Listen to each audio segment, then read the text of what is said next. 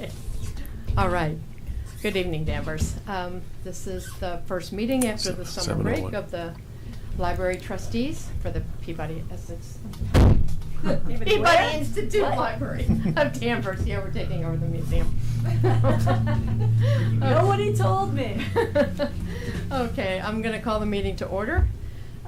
Before we do anything else, let's call and let's stand and do the Pledge of Allegiance.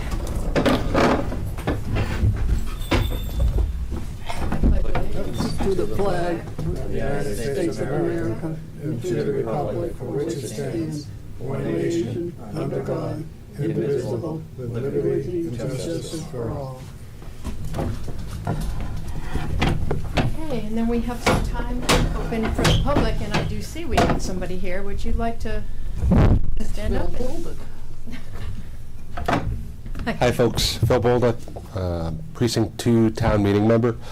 I just wanted to briefly raise something that got brought up during a recent town roundtable with the town manager. Sorry about the echo. Earlier this year, Ms. Bach highlighted in her update to the Finance Committee that one of the long-range projects that was needed for the library was sort of a necessary life cycle upkeep of the building. It sounded like the timeline for that to happen would be in the 10-year mark, but unless things get started, they don't end. So what I wanted to raise here with you tonight was just that, the beginning of the planning initiative.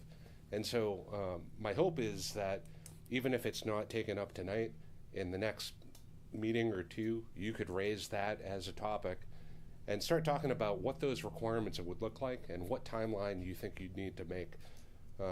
I just want to see this started and see the improvements that need to happen to the library to keep it the great cultural institution that it is.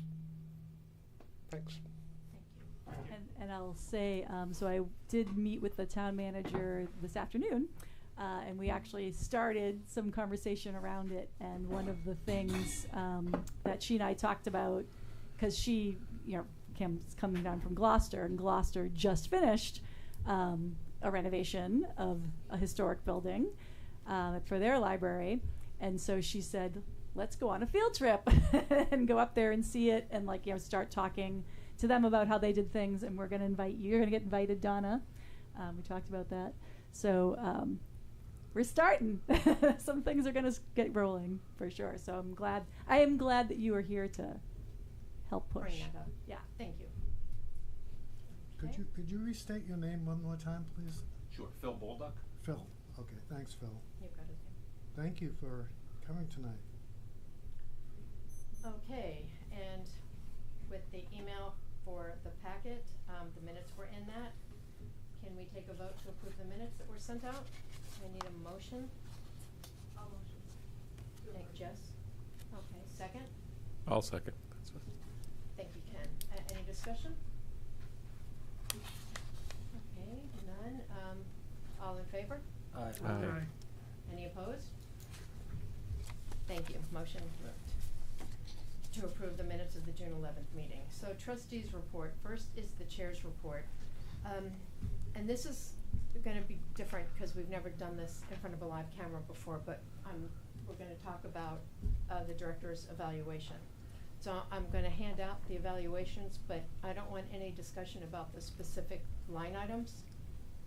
I'll go over that with you, and then we'll take a vote on whether or not you guys accept it.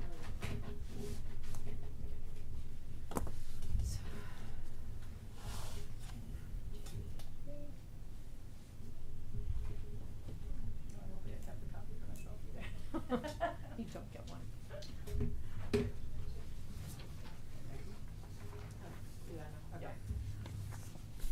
Okay.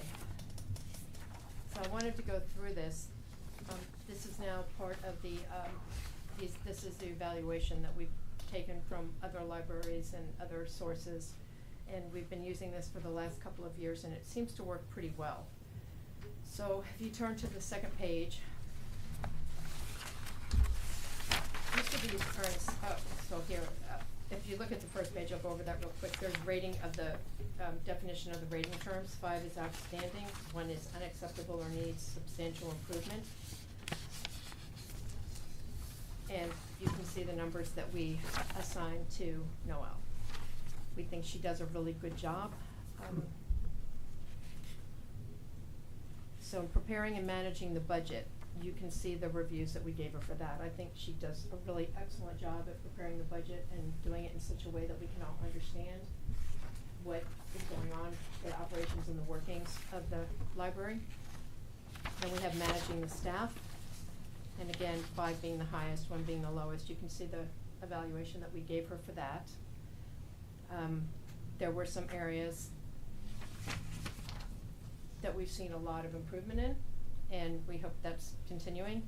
Professional awareness. We just think she's very aware of what's going on. She is the current Past president. Past president of the Mass Library. Mass Library Association. Yeah, Yes. So she's very aware of what's going on with other libraries, the current affairs, the issues that are taking place, and she's just aware of the innovative methods and things that you need to run a forward-moving library. Next, we have the collection development. I think our collection of books is excellent in the library. I'm a little partial. I love our library. But we haven't had any, I don't think we've ever had any complaints. No from official patrons. complaints. Nope, No. nope. And I think our collection. And of course, we do have our collection development Yes, policy we and do. and Yes, we form in do. case somebody does want to complain. Absolutely. Okay, next is implementation of board decisions, and I think she does a really excellent job at that as well. We have given her, I'm sorry? Oh, hello. Need some more. Oh, just one more. No, we have a chair, we just don't know where to put it.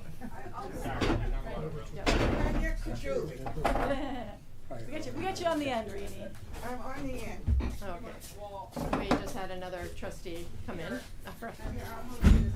Here, come this way. Okay, can someone share this report with her? Okay. No, come back over to me.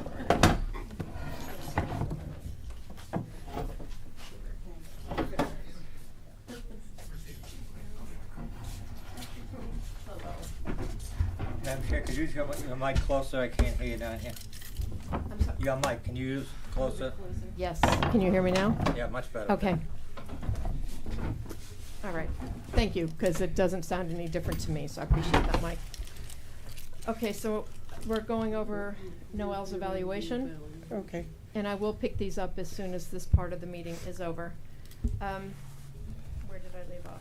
Just when I get interrupted. Yeah, implementation of board decisions, okay. So we think she does a really good job with that. When we task her with something to do, she does it usually about what we were expecting. Stop. Use of the library. And we think that she effectively communicates the library services to the public, how the public uses the library, and is there balance between the promotion of services and budget constraints, all of that. We think she does a really excellent job at that as well. We've got the development of staff. We think she's really good at that also. She's always been an advocate for the staff, and I think she's good at recognizing the people who want to move up and giving people opportunities to do so. Utilization of the staff, kind of an offshoot of the development. We think she's very aware of that as well. Community development, she's very active in the community. I know she's been with DCAD doing, what was that called? A novel idea. No, a novel I'm idea. still doing it. Very cute. Okay. And she's also visible to a large segment of the population. She's not only on DCAT, but she's at other meetings with the town. And her door's always open. If you've ever walked into the library, she's very accessible to anyone who wants to see her. Activity and professional organization, as we just said, she was past president of the Mass Library Board. So yes, she's very active. And policy recommendations to the board, she's really good at letting us know things that are coming down the pipe. An example of that might have been what we were worried about having happening to some other libraries, and them not having enough funding to fund their library, and how would we deal with that as a library. So she's always keeping us apprised of issues that might be coming to us that we need to know about. Friends of the Library, she actively promotes the Friends group. I know it's grown significantly since she's been here as director, and a large part of that, I think, is because of her interaction with them. It's a great group, and she's been really good at increasing communication with them. Maintenance and construction of physical plants. She does make sure that the building and grounds are adequately maintained to the best of her ability. Again, we don't own the grounds, so we do have to work with the town, but she's very good about keeping everything looking well. Establishing priorities, I think she's very good at that as well, and staff selection. So I just wanted everyone, all the trustees, to see what the vice chair and myself did for her review this past year and what we turned over to the town. So. And also, Yeah.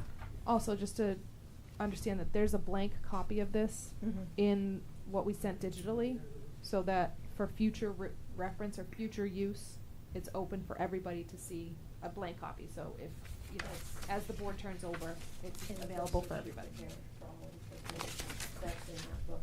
So, because when I first was vice chair, we had a really hard time putting together the evaluation form.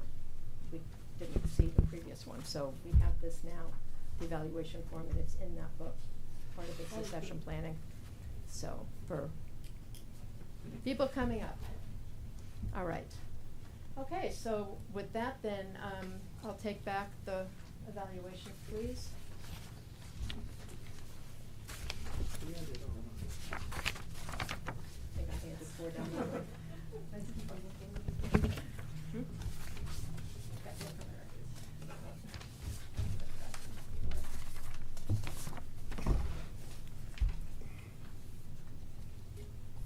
Thank you. So could I just ask a question about it's possible that I might have missed a communication that was sent to me regarding the evaluation.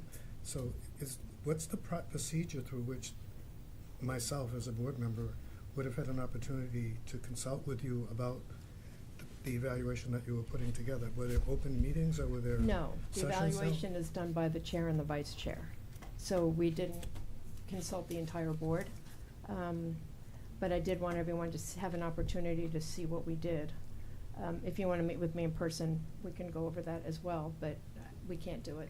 No, I'm just procedurally, I'm just asking what the Yeah. participatory status structure for broader trustee involvement in the evaluation of the As chief executive officer of the library. as far as I know, since I've been on the board, I've never been a participant until I was the vice chair. It's been the vice chair since I've been on the executive board. So has that been different in the past? There has been discussions with the past with the former town manager, Steve Bartha, Mhm. about the process and how it should be by the board and not by 2 individuals, and then each person is provided a form and does their own evaluation of the library director, and then with 9 people or 5, whatever board there is, they meet and they have a discussion, and then they do the evaluation. On this, now, the question on this is this the final evaluation of the library director? In other words, done, handed out, 3-minute, take a look at it and take it back? Is that what we're doing? It's just the evaluation is done and that's it, Yes, as it's been done the last several years since I've been on the board. without any discussion of it? And this has been submitted to town hall Mhm. already, because according to, Noelle needs to have an evaluation done before her position and potential raise can happen. So this is sort of a form that has to happen. Yeah, we have a You need to use your timeline mic there. with the I town. am using it, it's It's not working unless I eat the mic. There we Eat go, thank the you. mic. So that might be something we can look at. We can put it under new business if that's something you guys want to see change down the road, but this is the way we've done it. I was on the executive board when Mike was chair. I've never been part of the evaluation for the director. Oh, just looking at the 2 minutes we had it there, there was a category that I looked at quickly. Could I look at that for 1 second?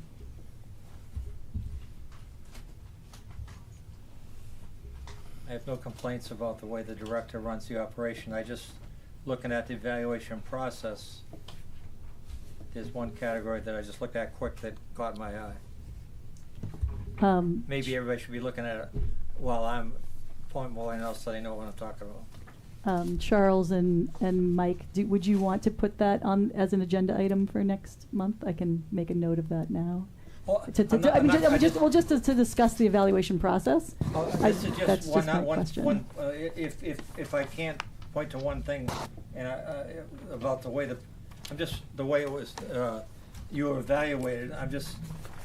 Yeah, no, I know you're not saying you have a problem with the evaluation itself. I'm just saying the process, like Charles is bringing up the process. No, So if it's something that we want to discuss as a board, or you want to discuss as a board, the process, do you want to have that as a discussion one for article next that month? caught me was just establishing priorities the way it was marked, that's all. The Yeah, way yeah. I looked at, in my opinion, I looked at it, and then there was something that just, I had a question about, but if it's not gonna be, you know.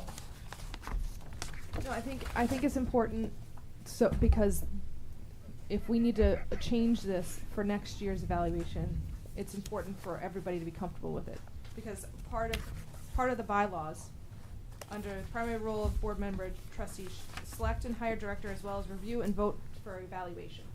So if we decide that everybody has to be part of this, evaluation, then that's important, instead of just having the chair and vice chair. So we can bring that up and vote on that if that's something that we want to change in the bylaws. Yeah. So Charles, since you brought it up, do you want it on the next agenda? Yep. You're Yes. nodding yes. I Okay. think it All right. should be on the I've agenda. made a note, so we'll be on the next agenda. Okay. All right. And I think I did not have anything else. So I think I will turn it over at this point to the treasurer. And again, we've got several months. No, it's already been done and submitted this year. Good to go? Yes. Hello. I'm wondering, I just noticed in the minutes that there was no treasurer's report given for June. I don't have that one, Donna. I only have May 30th to June. Well, so that is June, but I don't think it was the The May to June. it was April to May reported? Did we have Because it? wouldn't that have been reported at the June meeting, April? No, they come in about Okay. a day before the Okay. meetings. All right, then I have 3 monthly reports to submit for my inaugural report. Please correct me if I do this wrong. Okay, so for the period of May 30th to June 30th, 2025, the beginning balance was $644,825.76. There were no deposits. There was an income of $2,895.41. No withdrawals, no expenses. So the total change in value is $19,025.57, making the ending balance $666,746.74. And the year-to-date performance as of June 30th was up 6.46%. And I will give you all these, Julie. Thank you. You're welcome. Do we need to vote on each one? No. we can- Yes. Oh, each one separately? Yes. Okay. All right. So, So, for your approval. okay, so can I get a, To bring the motion. a motion to approve the May to June. May to June Mhm. meetings? Report. I'm sorry, treasurer's report. Second by Noah. All in favor? Or any Aye. discussion? I'm sorry, any discussion? Okay, all in favor? Aye. Any opposed? Okay, motion carries. Okay, moving on. For the period of June 30th to July 31st of 2025, the beginning balance was $666,746.74. There were no deposits. There was an income of $995.40. Expenses withdrawn of $1,680.56. So the change in value was positive $4,081.46, making the ending balance $670,143.04. And the year-to-date increase in value is 7.01%. Okay, can I get a motion to approve? I'll make that. Okay, so first by Julie, second by Jess. Any discussion? All in favor? Aye. Aye. Any opposed? Great, motion carries. Thank you. And finally, we have the period of July 31st to August 29th, 2025. The beginning balance was $670,143.04. No deposits. Income was $1,028.52. No withdrawals, no expenses. So the change in value is positive $11,731.72. The ending balance $682,903.28. So a solid 3 months for the. Good. Okay, can I get a motion to approve the minutes from July to August? Jess has made a motion. Oh. Second, Ken. Thank you. Any discussion? All in favor? Aye. Any opposed? Motion carries. Thank you. So I just have a general question for the board. Is there anybody else that wants to receive statements from Cornerstone? Like monthly? Because I know that Donna and I and Corey receive them monthly, but if anybody else wants to receive them monthly, we can set that up with Cornerstone so that you can receive them and understand what, the whole shebang is all about. Okay. Okay. Now I'd like to. You wanted to know if the investment CDs. No. No. If anybody wants to get the statements besides the people who are already getting them. This packet right there. So if anyone wants to see the statements, you wanted to know if They can receive them if they want to. She needs to know who else wants to.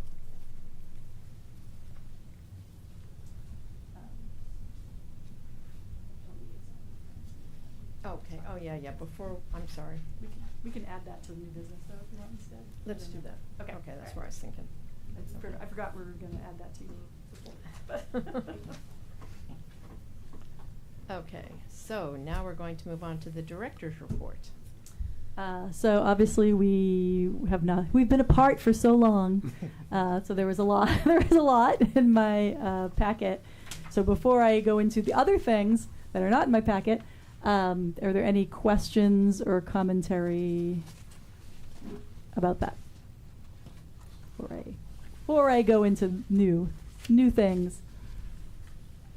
I am very impressed with the amount of adults attending these programs.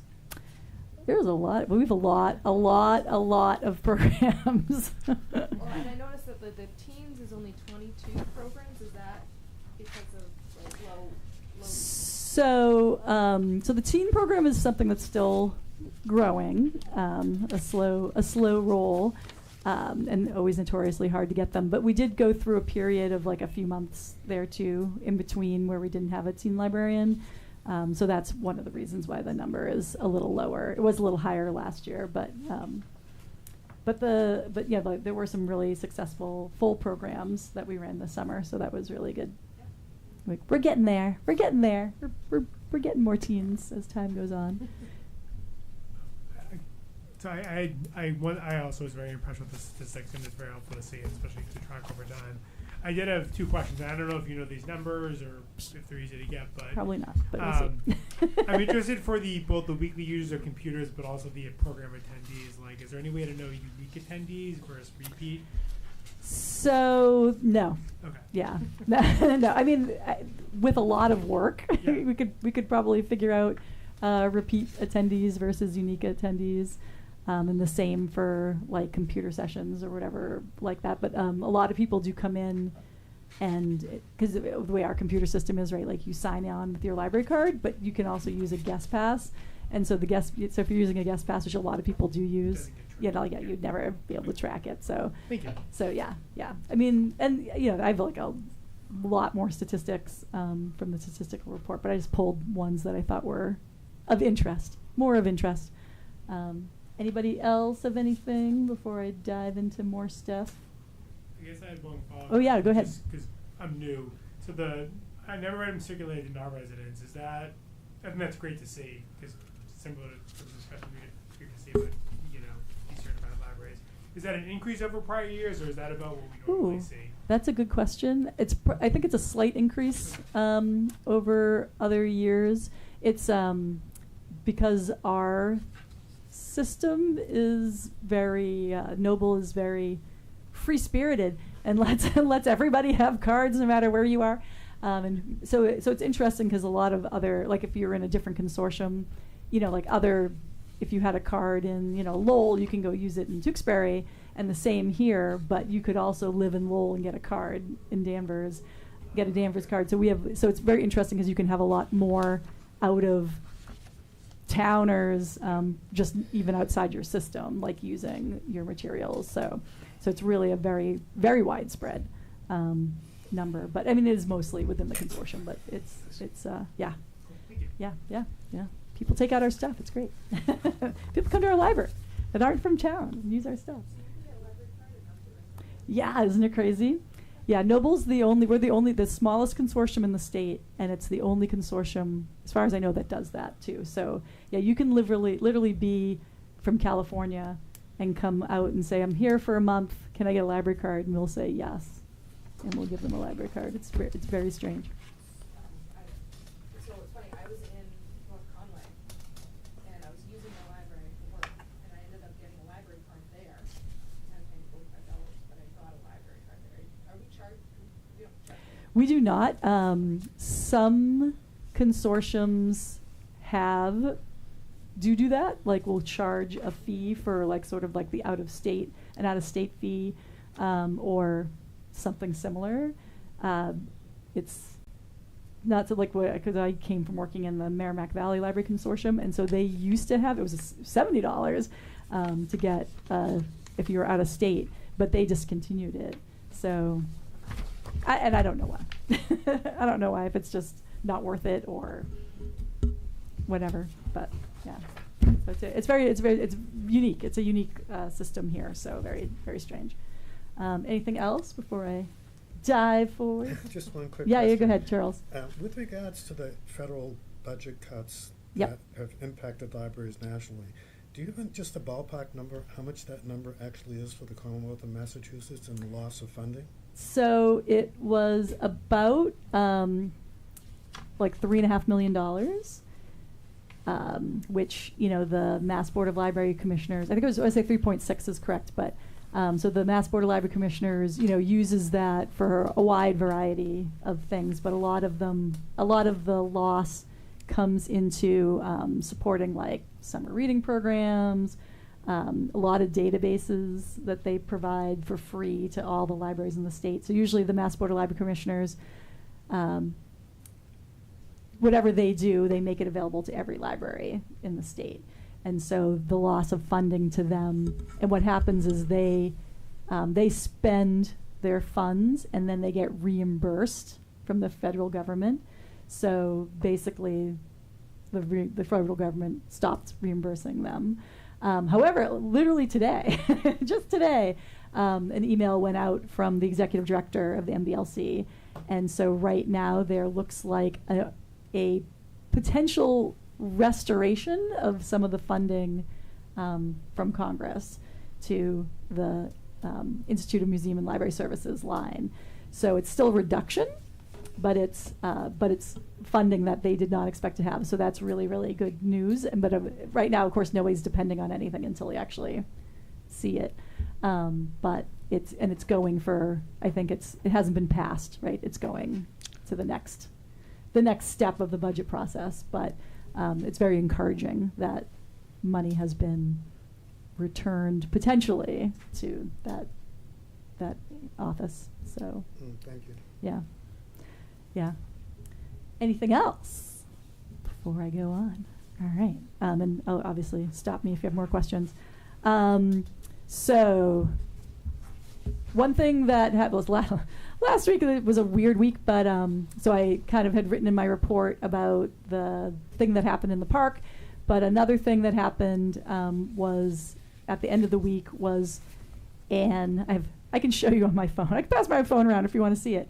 But technically it's graffiti, but it's an eye. It's about that big. It's beautiful. It's a beautiful eye, and it's drawn on the wall. So if you're coming out the Gordon room doors there, outside the building, so not inside the building, but outside on the wall that's right next to the building, there's this beautiful, beautiful eye that was drawn on there, and it's not something that just wipes off or anything like that. And we didn't see it, but we had chalk drawing day, and the kids drew a face around the eye. So I'll show you pictures after. It's very funny. So it's a little bit crazy. So, but technically it is graffiti. So I'm reporting that to the police for them to take note of, and then we'll see if the DPW can get it off the wall. And we're keeping an eye out to make sure that it's like strange. It's just a single eye, very well drawn eye. So we haven't seen any additions to that, but that's just another weird thing. It was a weird week. Last week was weird. We just had strange things going on last week, and it wasn't even a full moon, so I can't even point at that.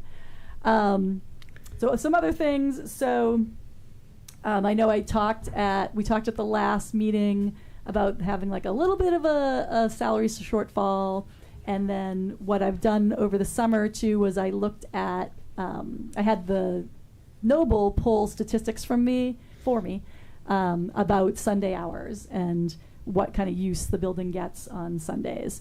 And so we actually have very, very little use of the building in September and October. October's actually slower than September, and then April and May are very slow. And so I decided, just for multiple factors, and also because we have a very hard time staffing on the Sundays as well, which is actually going to become, well, it's a whole other thing that we're not going to get into yet. But when I have more information about it, I'll tell you. So I decided, instead of opening the Sundays starting in September, we're going to start opening Sundays in November instead, when people are actually coming in and using the building. So we're going to be open November, December, January, February, March. And then when it drops off again, we'll close again for April and May, since people are not coming in statistically. So So it's going to be November? So November through March, the end of March, we'll be open on Sundays. And then we're just not going to be open the times that we're not getting used, because it's been a hardship with staffing in general on the Sundays. And it'll save us a little bit. And then, and it also, I also had a long discussion with the DPW, because this also saves them as well, because they have to hire somebody to come in on Sundays to open the building. And it's saving, of course, on electricity, heat, well, it won't actually with heat because we'll be open, but with any of the other utilities and things like that. So it's actually going to be helpful all around to everybody. And then we'll be open and staffed when people are actually coming in and using the building. So we're just adjusting our hours to be more useful for the community, is how I'm talking about that. So any questions about that before I go? Yep, go ahead, Julie.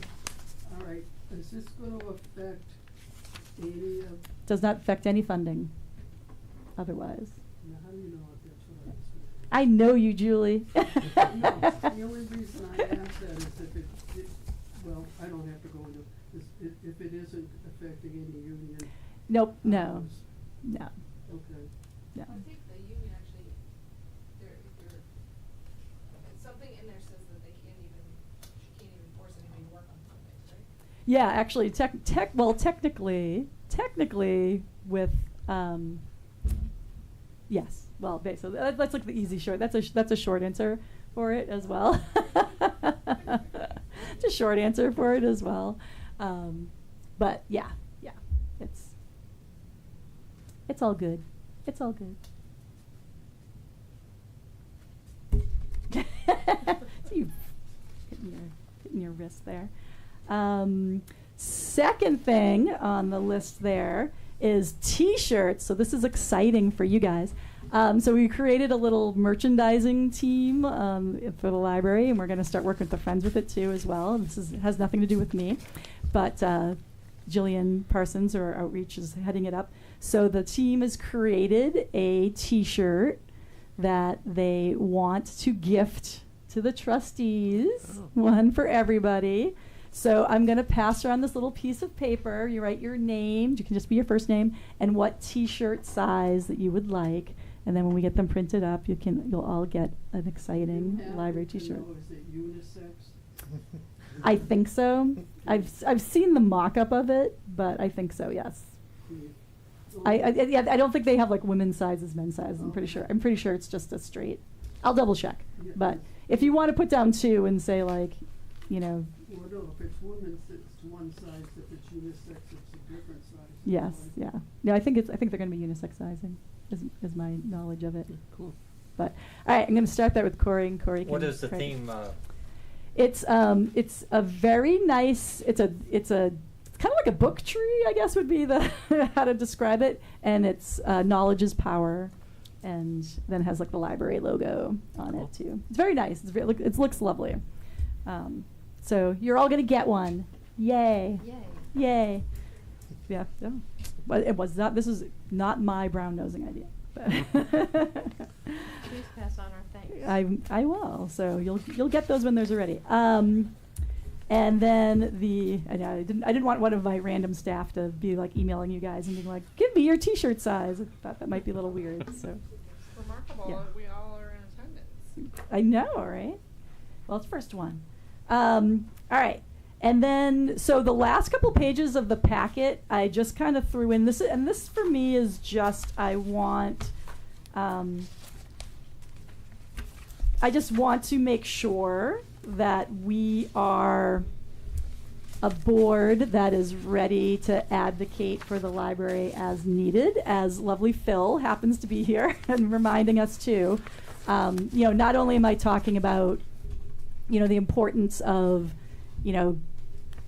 going against book banning and, other issues of that nature.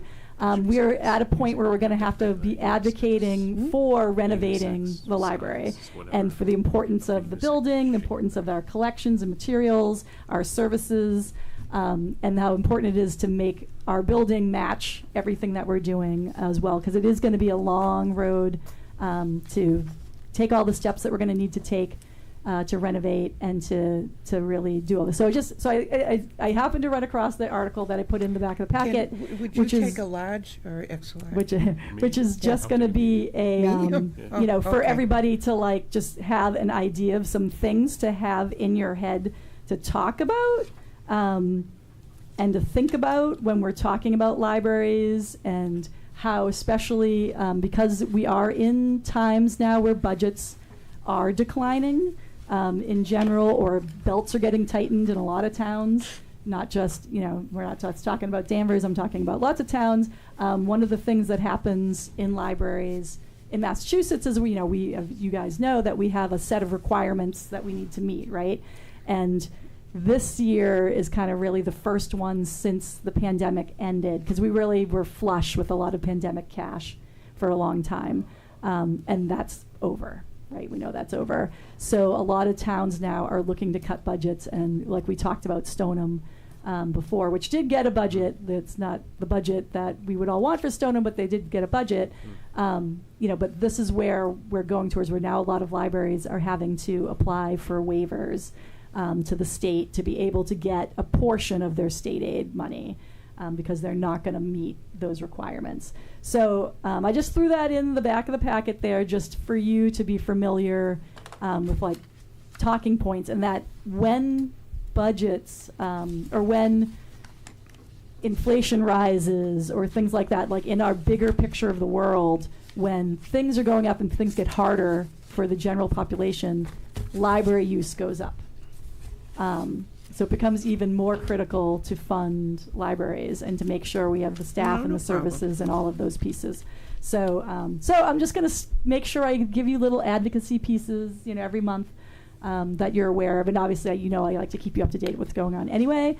But just because I think it's important that you all are going to be on the front lines when people are asking hard questions about, cutting budgets or about fundraising for something like, renovating the library. And so you're gonna need to be ready to argue for why the library is important. So just wanted to throw that in there. I'm gonna be behind you, giving you pushes forward to make sure, because the library is one of those things, like Phil said too, like everybody loves the library. Nobody comes around and says the library is horrible. Like nobody ever says that, but we also get forgotten a lot in the big picture of things, because everyone's like, oh, the library's fine, it gets along fine, and we do a lot with a little. We have one of the smallest budgets in town, but we can't rest on that. So that's just my plug. Woo! So advocacy, yay. Any questions for Noelle? Okay, seeing none, we'll move on to old business, and we'll do the scholarship update. The scholarship committee did just meet prior to this meeting. We did have 2 applications. It's a little unusual because usually we'd get those much earlier, but because we were in the process of updating it, we extended the timeline. So we do have a couple of them. We are holding off until we have a meeting with Cornerstone because we need to see what we can realistically spend while maintaining our investments. Right. It takes money to make money. We can't keep taking out unlimited funds and hope to keep increasing what we get. So we are going to postpone that, but we did get 2 applications. They did meet all the criteria. We want to bestow scholarships on both of them, but we are not going to make a decision until we meet with Cornerstone to get that final amount that we can comfortably give. Okay, any questions regarding that? Which we will be presenting to the board. It's not a decision that, like, there's a bunch of steps before anything gets changed. Yeah. Yeah. In regards to the investments you're talking about, right? Oh, not yeah. the scholarship. Yeah. And I was just talking about just the scholarship. Yes, the financial committee will be reporting back to the entire board what we've talked about and what we're considering and looking for input. Okay, and then we've got the action plan review. All right, action plan review. So this was something that Jess asked for at the June, I guess that was the June meeting. So this just is in your packet. So it's just, we're just going to go over this quickly of what the action plan, so the action plans get submitted for December, and then they're for your next year kind of thing. So basically what happens is I look at the strategic plan. I'm like, what was it called? The strategic plan, and come up with things that I think that we're going to be able to accomplish during the year. So we're already mostly through these. So this is obviously this past December's plan that's in here. So we'll just go through it, which actually a lot of this has already been done, which I was glad when I looked at it again to be like, oh good, we actually completed a lot of this. So we are actually in the midst of partnering with the middle school. I've been part of a committee with the superintendent, the middle school principal, and some other members of the Accessibility Commission, a few others, to talk about providing programming for middle school students, not just at the library, like we're going to have things at the library as well, but also at the middle school. So working with like the middle school librarian and like the other middle school. So we're actually I just heard from the superintendent that we're going to start up that group again.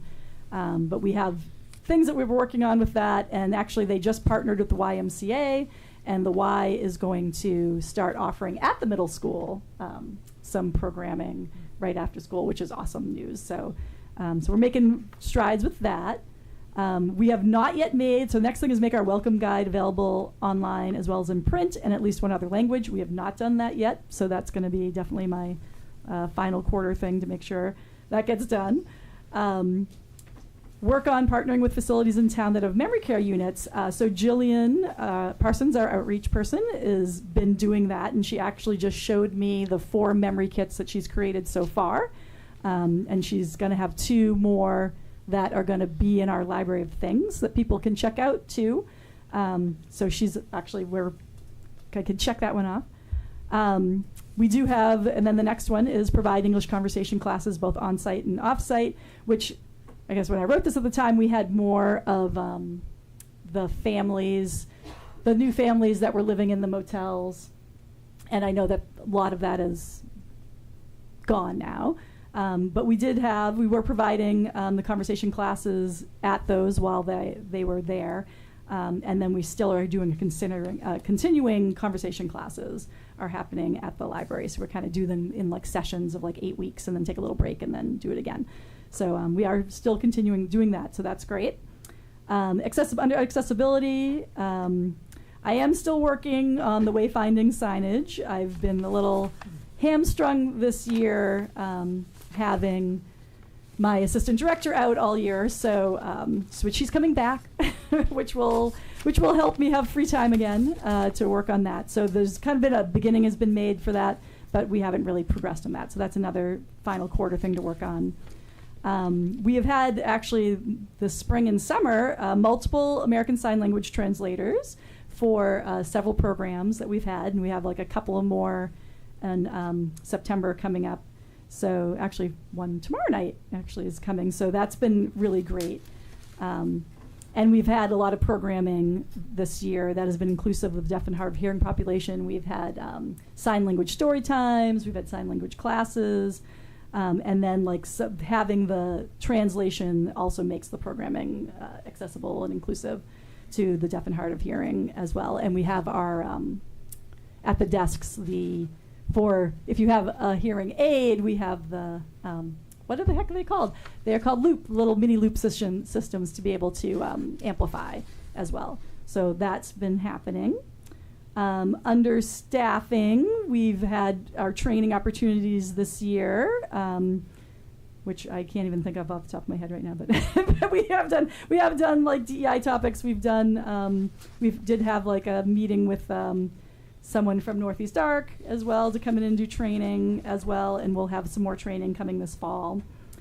And I'm hoping next spring, the Massachusetts Library Association Conference is going to be in Danvers, which is very exciting, since they've redone the space at the hotel, I think of the DoubleTree, the space there. So I'm going to see about if I can get the entire staff taking turns to go to the conference. So might have to dig up some money for that, but we're gonna work on that so that everybody can go.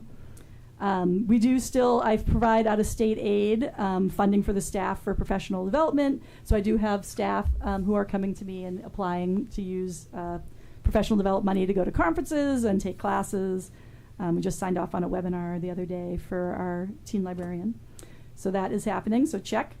Investigate the use of an intern for the Danvers Archival Center. So that is another thing that is kind of in progress.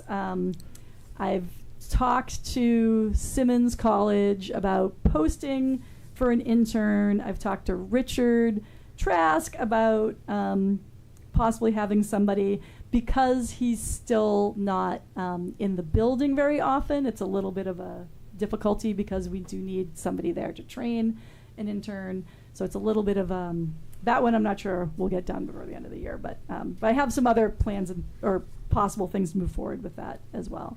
Collections and resources, create a consistent brand kit for the library's flyers and promotional materials.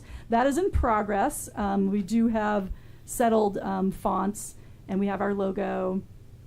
And so we're trying to get some more consistent looks for the different departments, like the children's flyers look a certain way compared to like the adult flyers, which we mostly have sorted at this point. Yeah, go ahead.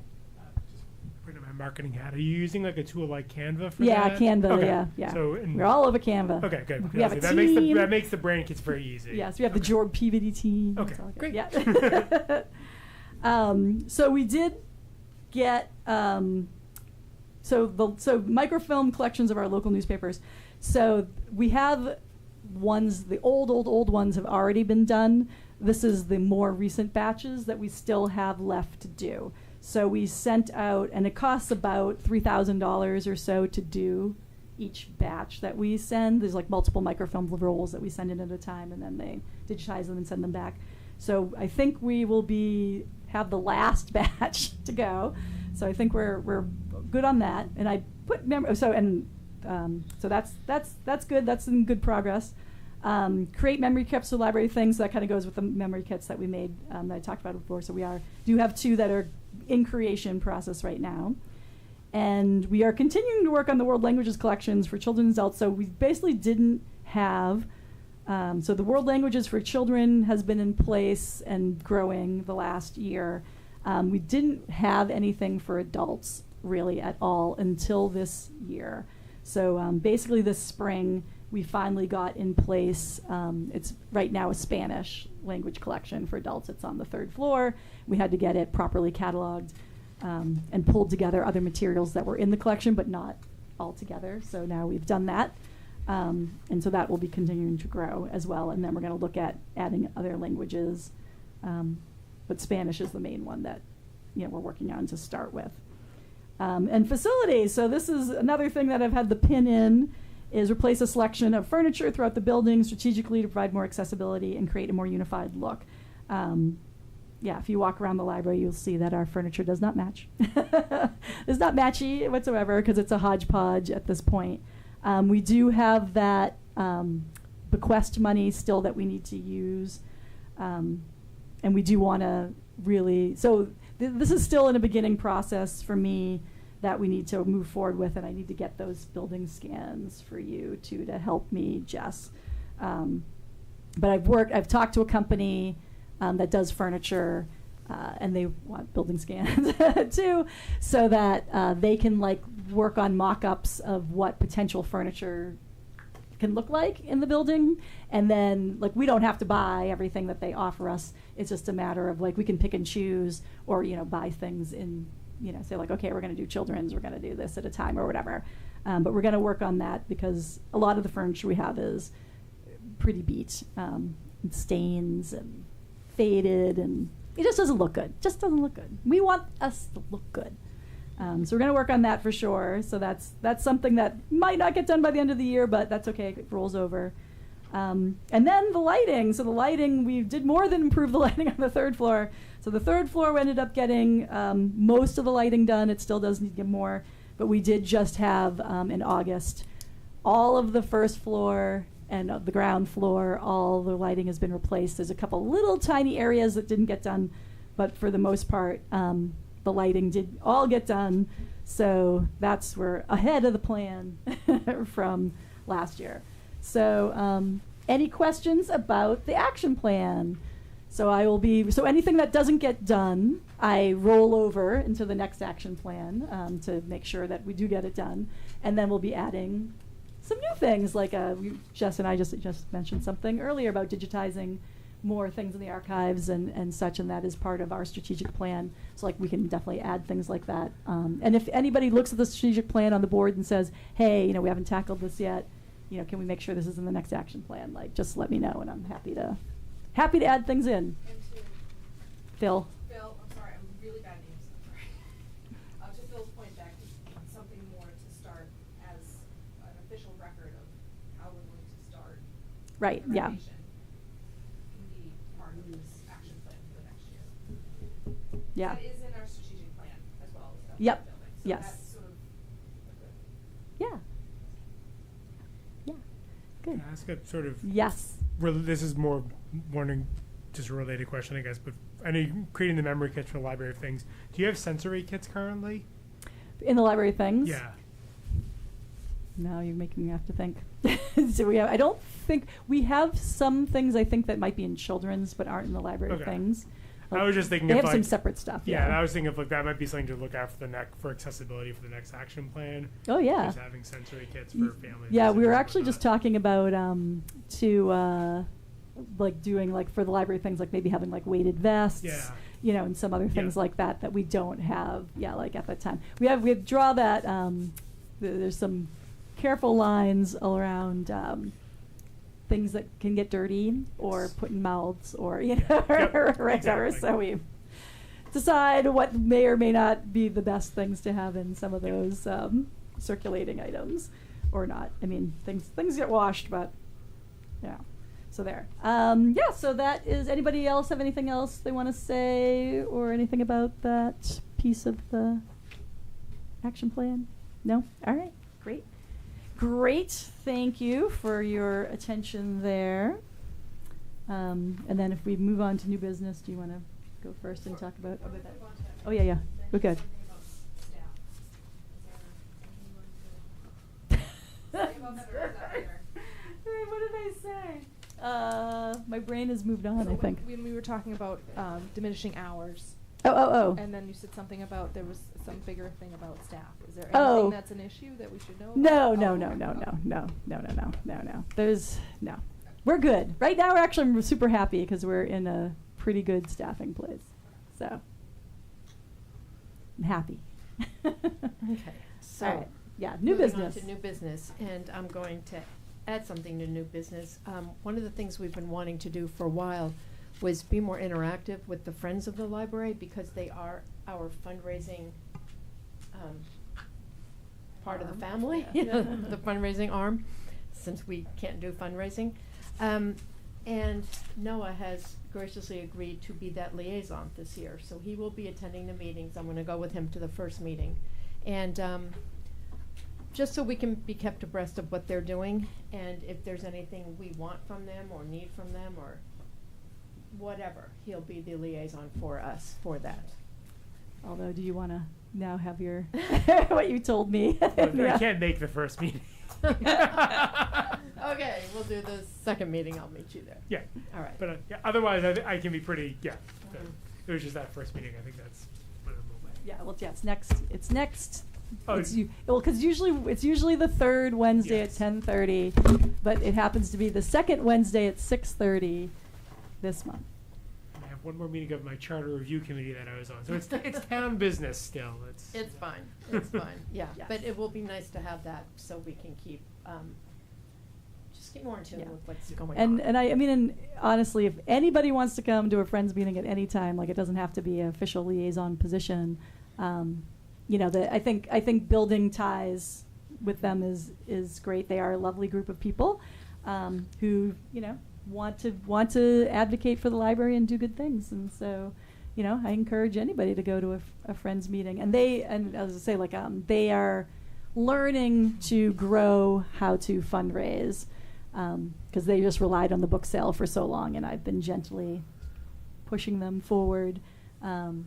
So and I was saying like Noah does fundraising and stuff for his job right now too. So he has some other ideas and things that we are gonna hopefully aim for. But if anybody has ideas or wants to interact more with the friends, I am happy to It's a good idea. make that happen. Connection. Yes. Okay. Yeah. And then we got the last other new business piece. Mm-hmm. Yes. Right. So, okay.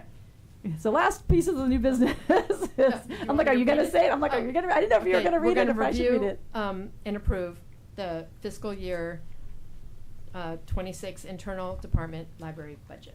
Right. Noah, if you could handle Yes. that. So this is also in your packet, and pretty much it has, for the most part, not changed from last year. The only thing that I'm gonna say is different from previous years is that we have added we took money out of, so we have like a print reference budget, so we were buy print materials, and then also as part of the reference budget was the e-library, and the e-library includes like all the databases and such. And so we had $4,000 in the reference budget, print budget, which is just something like, in the old days we all bought encyclopedias every year and almanacs and all sorts of, reference materials, atlases and such. And we just don't spend money on things like that really that much anymore. We have some print things, but we don't spend the money. Whereas what is a problem is actually something that's running through our own state legislature to some degree right now too, is that databases and ebooks costs keep going up by a few percentage points every year.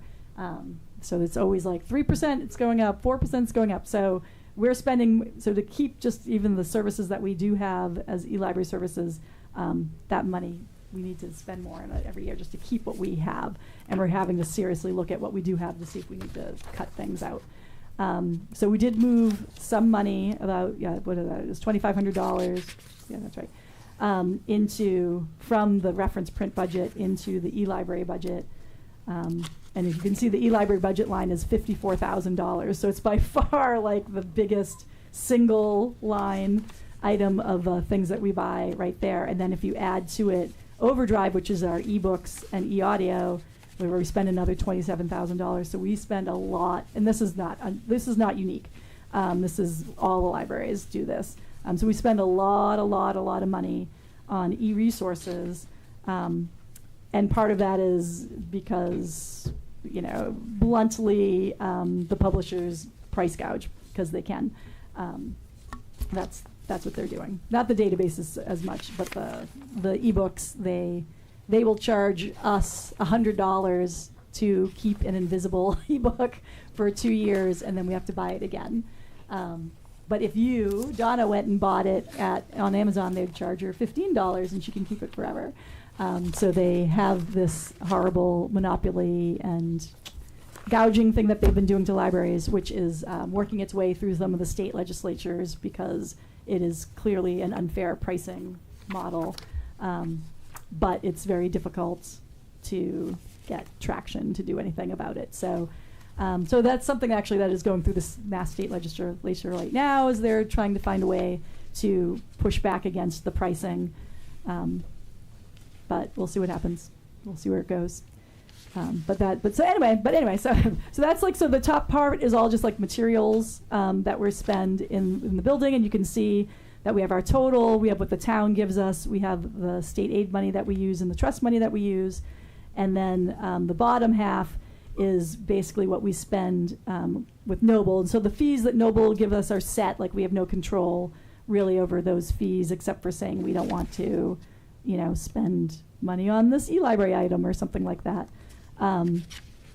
We probably still spend a good amount on postage, I guess. And then we put in that money, and the postage is not just stamps that we buy. It's like, it's for like interlibrary loan items and stuff. So things that we are sending out, not within the state, but like across state lines. Like we get items come to us from like New York or California. Someone's ordering something and we also send them. So that goes through the mail.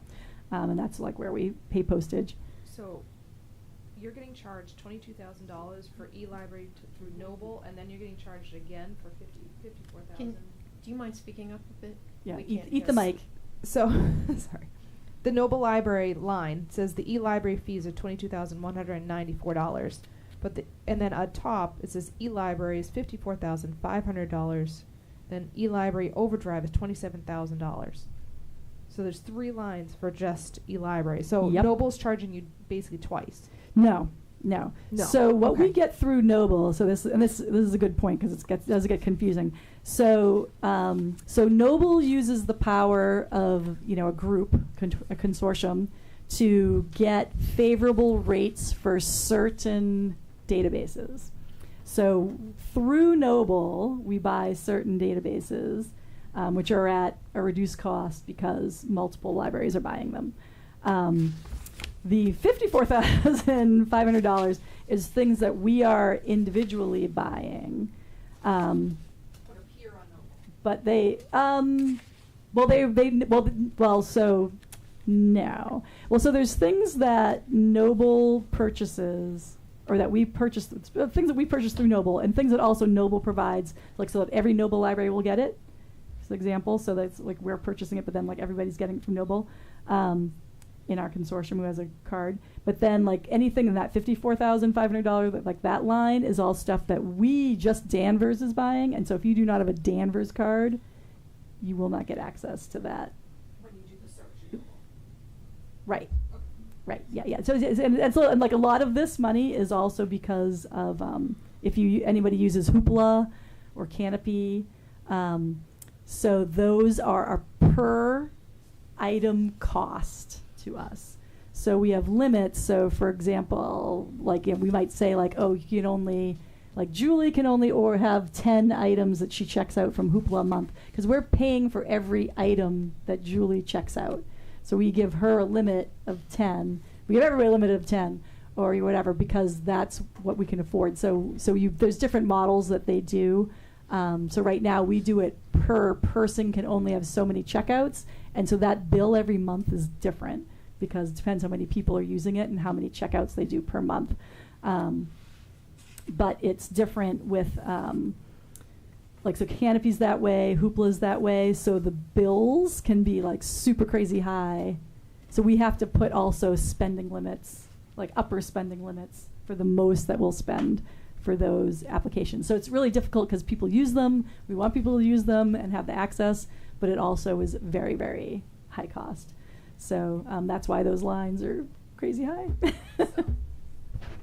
Just, it would be great. This is just for knowledge, but do you have any the data on how many ebooks have been taken out specifically?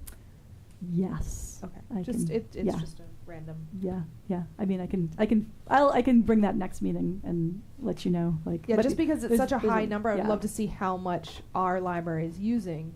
And not saying that we would take any money away. Just it's out of Right, curiosity. yeah. Of how much everybody's using the e-library. Yeah, So. yeah. I'll let you know. And again, like that's something. I met with Marta, our reference librarian, to really we really have to look at the databases and see how much use.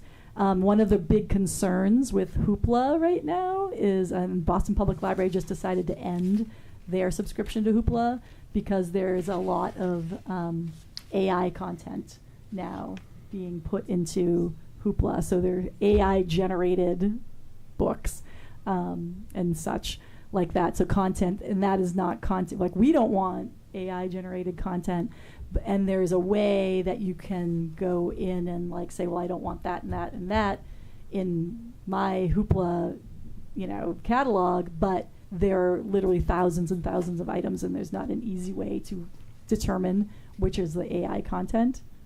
They haven't tagged it properly, so it might be a down the road we get rid of Hoopla too, but there's a lot of use. Like Hoopla like if you're getting an ebook from Libby/Overdrive, it's like checking out a physical book, even though it's not a physical book. So you might have to be on a wait list, and you have your time, and then it's going to disappear. Hoopla, it's all instant. Like it doesn't matter. You don't have to wait for anything. So that makes it super attractive. And I think it has. Pretty sure. I think that all the Harry Potter audio or something like that is on Hoopla, and people all want to use that. So yeah.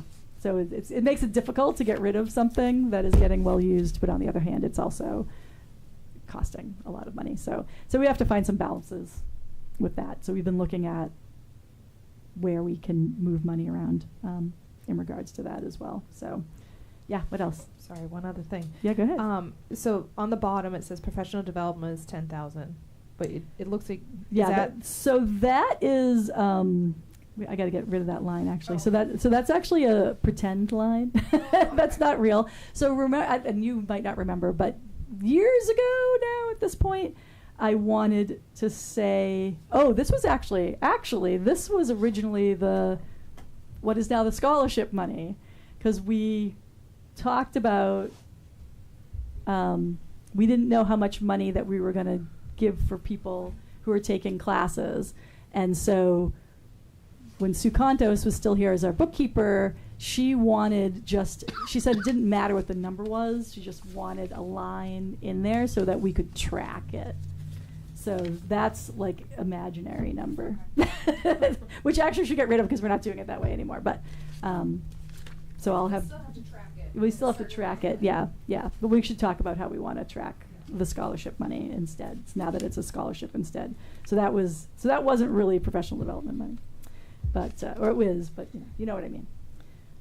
By that, yes. Other questions or anything? Yeah. So the bottom half, as you see too, so we just have money that we've allocated. That's all state aid or trust money for professional development, for programming, and outreach money.